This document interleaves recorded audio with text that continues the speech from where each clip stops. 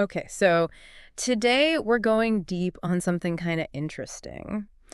This idea of, like we always hear about how we can kind of shape our own experience, like just by focusing on the good stuff and all that. Right, right. And we've got this audio clip, "Create a Masterpiece" for the ears.mep3 Okay. that really gets into that. And I think this is going to be interesting to kind of pick apart and see what we can learn from it. Yeah, sounds good to me. So the audio starts out talking about, life is a symphony, which I thought was a really cool analogy. Yeah, Like we're all sort of composing our own, yeah, our own soundtrack as we go. I like that. I like that.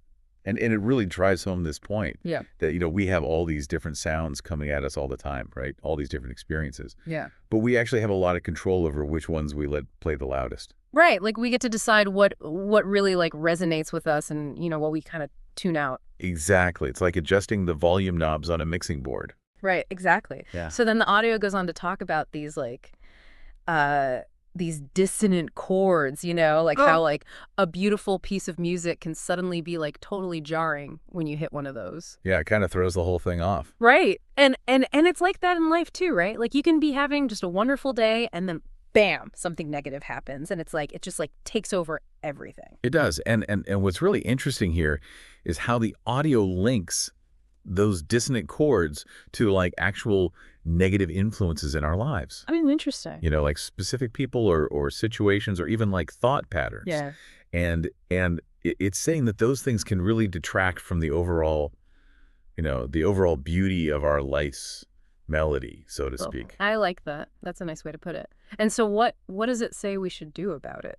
Well, it gets pretty direct about it. Okay. It pretty much says we need to just like delete the negative. Like just get rid of it. Yeah, like straight up delete it. Like you would declutter your house. Yeah.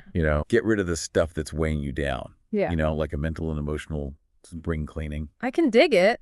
So like how would we actually do that? Like what are some practical steps? Well, I think it starts with just being more aware, right? Like noticing what those negative influences are in the first place. Okay. Yeah, that makes sense. And then once you know what they are, you can start to be more intentional with your attention. Uh-huh.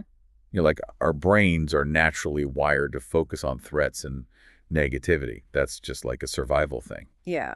But this audio is saying that we can actually train ourselves to do the opposite, to focus on the positive stuff. Oh, that's interesting. Like to deliberately seek out the things that uplift and inspire us. So it's not about pretending the negative doesn't exist. Right, exactly. It's not about ignoring it. It's more about like choosing where we put our focus. Exactly. It's about deciding what we're going to give our energy to. So like how do we do that? Like how do we accentuate the positive? Well, for one thing, I think it's about being mindful of the things we're consuming.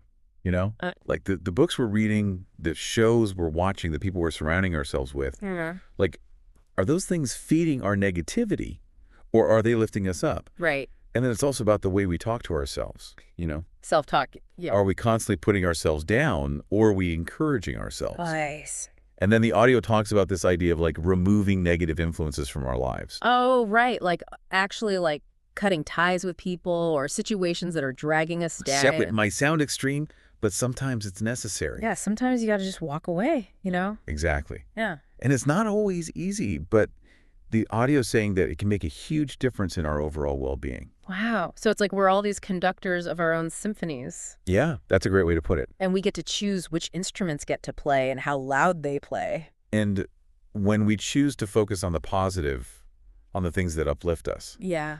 the whole melody of our lives starts to change. So it's like a self-fulfilling prophecy. Yeah, I think so.